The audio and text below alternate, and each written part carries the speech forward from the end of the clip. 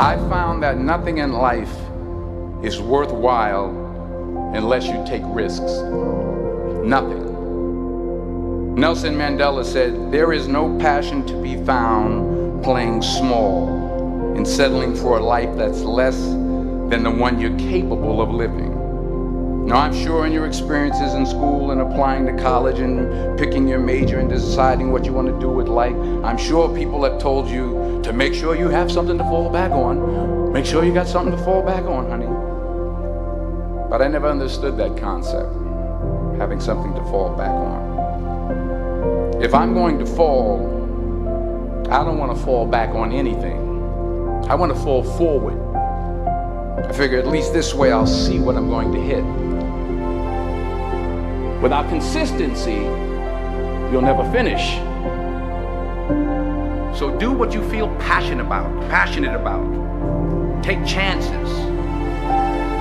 Don't be afraid to fail. There's an old IQ test was 9 dots, and you had to draw 5 lines with a pencil within these 9 dots without lifting the pencil. The only way to do it was to go outside the box.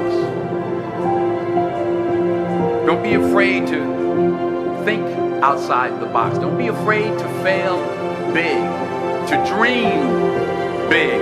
But remember, dreams without goals are just dreams.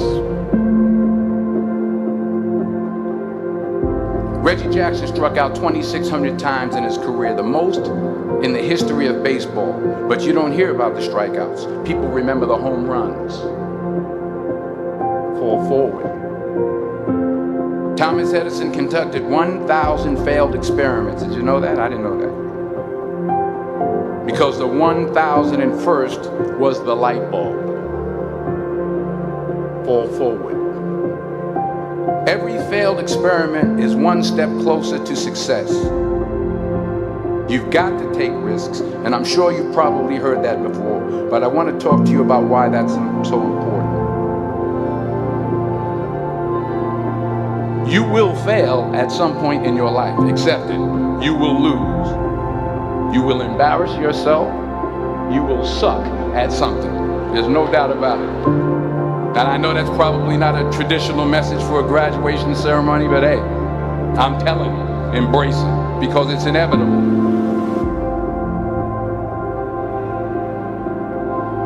In the acting business, you fail all the time. Early on in my career, I auditioned for a part in a Broadway musical. Perfect role for me, I thought, except for the fact that I can't sing. I didn't get the job. But here's the thing. I didn't quit. I didn't fall back. I walked out of there to prepare for the next audition, and the next audition, and the next audition. I prayed. I prayed. And I prayed. But I continued to fail.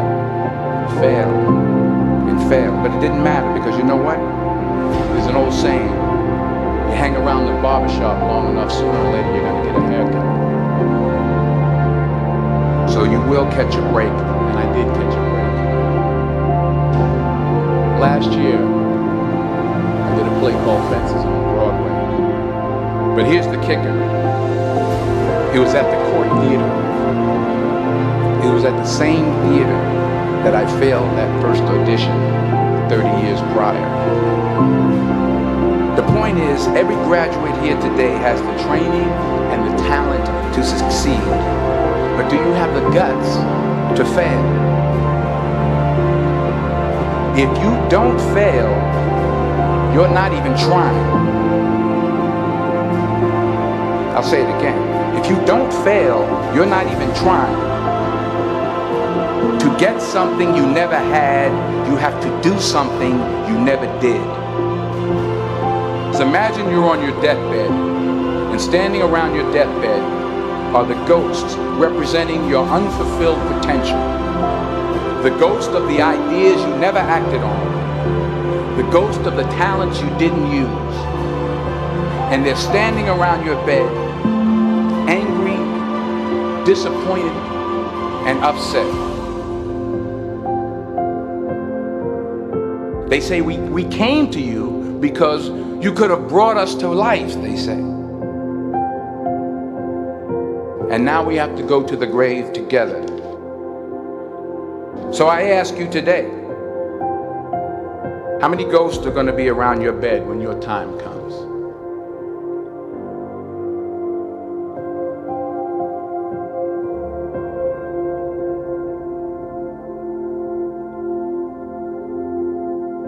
I just got back from South Africa. It's a beautiful country, but there are places there with terrible poverty that need help. And Africa is just the tip of the iceberg. The Middle East needs your help. Japan needs your help. Alabama needs your help. Tennessee needs your help. Louisiana needs your help. Philadelphia needs your help. The world needs a lot, and we need it from you. We really do. We need it from you young people. I mean, I'm not speaking for the rest of us up here, but I know I'm getting a little grayer. We need it from you, the young people, because remember this. You got to get out there.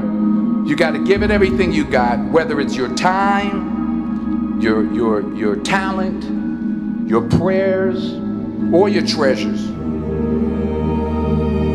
What are you going to do with what you have? I'm not talking about how much you have.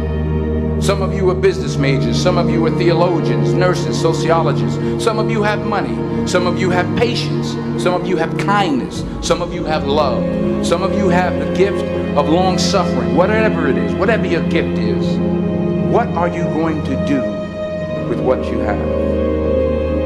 All right, now here's my last point about failure. Sometimes it's the best way to figure out where you're going. Your life will never be a straight path. I began at Fordham University as a pre-med student. I took a course called cardiac morphogenesis. I couldn't read it, I couldn't say it, I sure couldn't pass it. So then I decided to go into pre-law, then journalism. And with no academic focus, my grades took off in their own direction. I was a 1.8 GPA. And the university very politely suggested that it might be better to take some time off. I was 20 years old. I was at my lowest point. And then one day, and I remember the exact day, March 27th, 1975, I was helping my mother in her beauty shop. My mother owned a beauty shop up in Mount Vernon. And there was this older woman who was considered one of the elders in the town. And I didn't know her personally, but I was looking in the mirror, and every time I looked in the mirror, I could see her behind me, and she was staring at me. She just kept looking at me. Every time I looked at her, she kept giving me these strange looks. So she finally took the dryer off her head and said something I'll never forget. She said, "Young boy, I have a prophecy, a spiritual prophecy." She said, "You are going to travel the world and speak to millions of people." And in the years that followed, just as that woman prophesied, I have traveled the world and I have spoken to millions of people through my movements. Millions who up till this day couldn't see me. Who up till this day I couldn't see while I was talking to them, and they couldn't see me. They could only see the movement. They couldn't see the real me.